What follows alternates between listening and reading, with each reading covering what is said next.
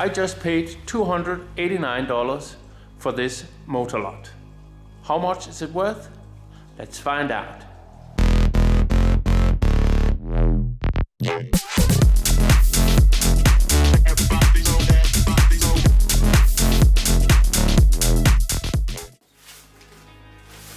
First, I set up a so-called kill room to capture all of the copper dust, and it turned out that this way I could collect about 800 grams.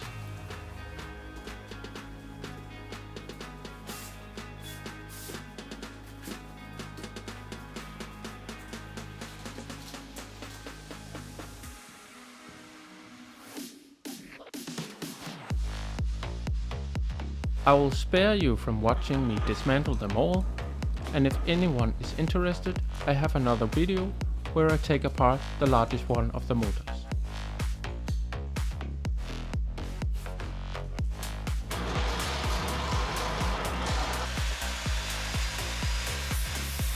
Here we see how the copper is cut off at both ends, so I can finally knock the last of it out of the stators.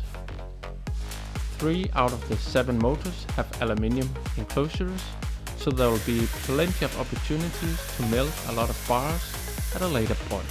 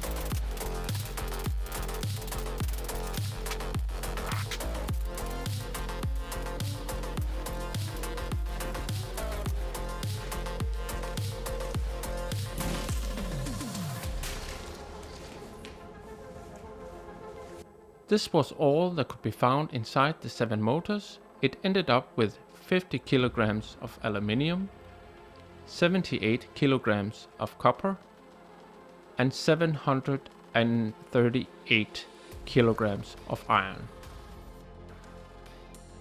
That amounts approximately to $855.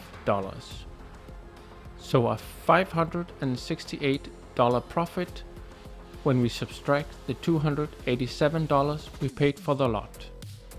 An hourly wage of $56.8 is also a good wage for most people, considering that this can be done at home with minimal tools and no formal education. Of course, there are other smaller things that can be taken apart if this is too overwhelming.